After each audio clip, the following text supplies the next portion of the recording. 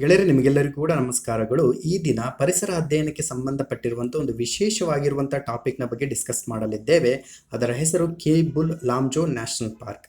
First of all, ಈ national park ರಾಷ್ಟ್ರೀಯ ಉದ್ಯಾನವನ ಯಾವ ರಾಜ್ಯದಲ್ಲಿದೆ ಅಂತ ನೋಡ್ಕೊಂಡಾಗ ಮಣಿಪುರದಲ್ಲಿ ಕಂಡುಬರುತ್ತದೆ. ಇದು ತೇಲಾಡುವಂತಹ ರಾಷ್ಟ್ರೀಯ ಉದ್ಯಾನವನ, ಪ್ರಪಂಚದ ಏಕೈಕ ತೇಲಾಡುವಂತಹ ರಾಷ್ಟ್ರೀಯ ಉದ್ಯಾನವನವಾಗಿದೆ. ಜೊತೆಗೆ ಇದರಲ್ಲಿ ಲೋಕ್ಟಾಕ್ ಅನ್ನುವಂಥ ಒಂದು ಸರೋವರ ಕಂಡುಬರುತ್ತೆ, ತುಂಬಾ ಇಂಪಾರ್ಟೆಂಟ್ ಆಗಿರುವಂಥದ್ದು.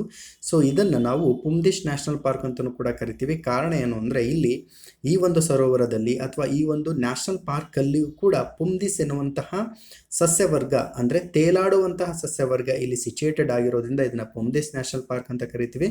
ಜೊತೆಗೆ ತೇಲಾಡುವ ರಾಷ್ಟ್ರೀಯ ಉದ್ಯಾನವನ ಅಂತಲೂ ಕೂಡ ಕರಿತೀವಿ. 1990ರಿಂದಲೂ ಕೂಡ ಇದನ್ನು ರಾಮ್ಸರ್ ತಾಣವಾಗಿ ಗುರುತಿಸಲಾಗಿದೆ.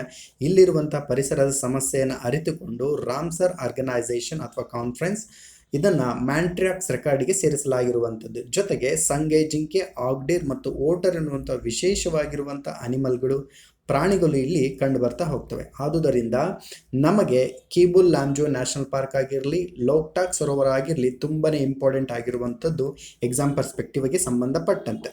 ಸೊ ಇದು ಮೊದಲನೇ ಪಾಯಿಂಟ್. ಆದರೆ ಎರಡನೇ ಪಾಯಿಂಟ್ ಏನು ಅಂತ ನೋಡ್ಕೊಂಡಾಗ 545 ಎಕ್ಸಾಮ್, PSI ಎಕ್ಸಾಮ್ ಯಾರು ಬರ್ತಿದ್ದೀರೋ ಅವರು ಈ ಒಂದು ಪಾಯಿಂಟನ್ನು ಮರೆಯೋಗೇ ಇಲ್ಲ. ಸುಮಾರು ಸ್ಟೂಡೆಂಟ್ಸ್ಗಳು ತಪ್ಪು ಮಾಡಿದ್ರು. ಪುಮ್ದಿಸ್ ನ್ಯಾಷನಲ್ ಪಾರ್ಕ್ ಅಥವಾ ಕೇಬುಲ್ ಲಾಮ್ಜೋ ನ್ಯಾಷನಲ್ ಪಾರ್ಕ್ ಎರಡೂ ಕೂಡ ಒಂದೇ.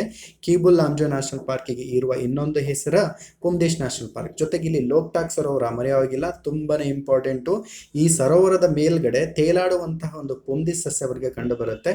ತುಂಬಾನೇ ಇಂಪಾರ್ಟೆಂಟ್ ಆಗಿರುವಂಥ ಟಾಪಿಕ್ ಆಗಿದೆ. ಎಲ್ಲರಿಗೂ ಕೂಡ ಈ ಒಂದು ಟಾಪಿಕ್ ಅರ್ಥ ಆಗಿದೆ ಅಂತ ನಾನು ಬಯಸ್ತೀನಿ. ಎಲ್ಲರಿಗೂ ಕೂಡ ಧನ್ಯವಾದಗಳು. ಥ್ಯಾಂಕ್ ಯು ನೋಡ.